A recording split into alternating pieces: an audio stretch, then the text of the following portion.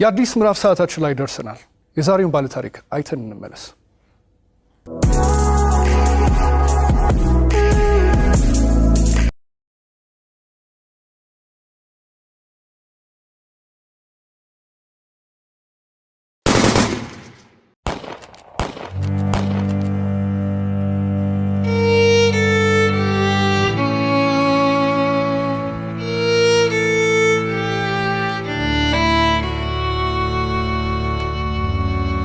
ስሜ ብርቱካን እባላለሁ። ተወልጄ ያደኩት ስናን ወረዳ ነው። ከእናትና ከአባቴ የመጀመሪያ ልጅ እኔ ነኝ። እኔን እንደወለዱ ነው አጋጣሚ አባቴም ወደ መንትን ያለ የተሰደደው። እናቴ በህይወት ያረፈችው በወሊድ ምክንያት ነው።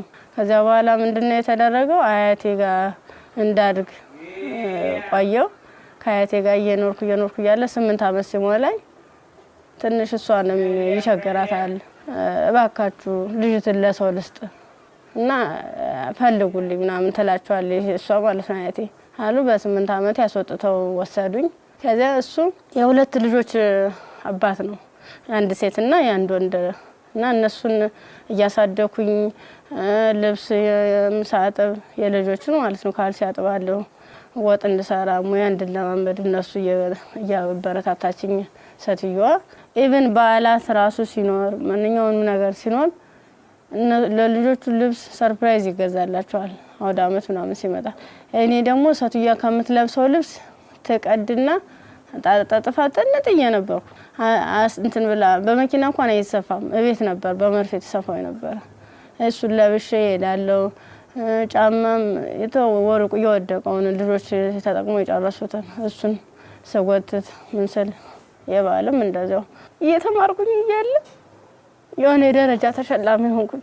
እስከ 8 ደረስኩ። ከ8ኛ ክፍል በኋላ የሆነ ስራ ምቢት ልብስ የሆነ እየጎረመስኩ ስመጣ ስራው እያያዘኝ ትምህርቱም እያያዘኝ የከበደ ሲመጣ ስራዬን ለዲቱ ሙሉ ሰዓት አንተደላለው አልተኛም ነበር። 24 ሰዓት ነበር። ከዛ ዩኒቨርሲቲ 12ኛ ክፍል ጨረስኩ። 12ም ያው 392 አመጣው። ውጤት ከመጣ በኋላ ወደ ዩኒቨርሲቲ ተመደብኩኝ።